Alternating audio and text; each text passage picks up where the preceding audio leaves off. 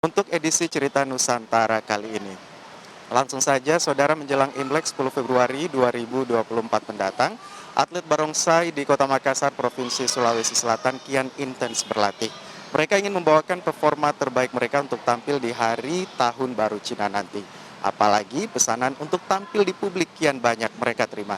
Seperti apa persiapan mereka? Berikut informasi lengkapnya.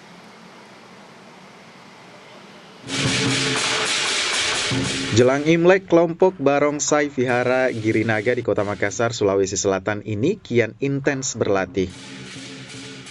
Mereka mencoba menjaga penampilan dan juga stamina agar bisa memberikan yang terbaik saat pertunjukan. Latihan rutin ini digelar apalagi kelompok barongsai ini akan tampil di puncak acara Imlek di Klenteng pada 10 Februari 2024 mendatang. Tak hanya itu, mereka juga mulai banyak menerima pesanan tampil, terutama di pusat perbelanjaan hingga sekolah. Tahun ini pertunjukan barongsai bisa lebih banyak dimainkan, pasalnya tahun-tahun sebelumnya pertunjukan terbatas akibat pandemi COVID-19. Kita sudah mulai latihan mungkin dari bulan 1 sampai sekarang masih terus berlanjut kita latihan ya untuk persiapan Imlek. Apa mungkin yang dilatih sejauh ini? Mungkin fisik, terus ekspresi dari pemain kepala, terus memperbanyak chemistry dan pasangan. Untuk tim barongsai Girinaga menjelang Imlek kami sudah siap.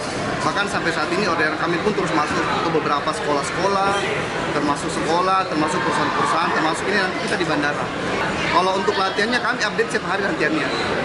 Selain menjelang pertandingan, terus menjelang Imlek juga kita setiap hari latihan. Selain latihan, manfaatnya untuk mengolah fisiknya kita supaya kita lebih kuat ketika kita latihan, ketika kita bermain, dan ketika kita show.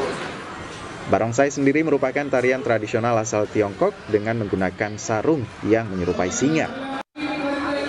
Tarian ini sudah ada sejak ribuan tahun lalu dan digunakan untuk mendatangkan keberuntungan hingga mengusir roh halus. Nila Rustam, Kompas TV, Makassar, Sulawesi Selatan.